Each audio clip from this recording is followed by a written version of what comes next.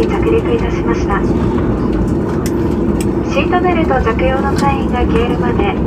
シートベルトはそのままお締めください。上の棚をお開けになる際には手荷物が滑り出ることがございますので十分ご注意ください。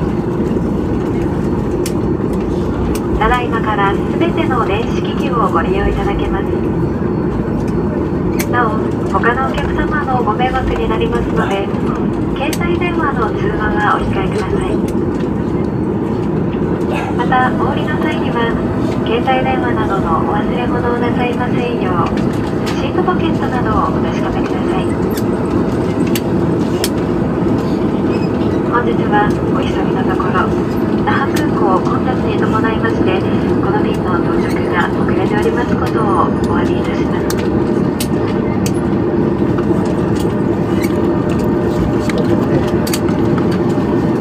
また当機はただいま一旦停止しておりますが、さらに所定の駐機場まで移動を続けてまいります。改めてご案内いたしますので、どうぞ今しばらくお待ちください。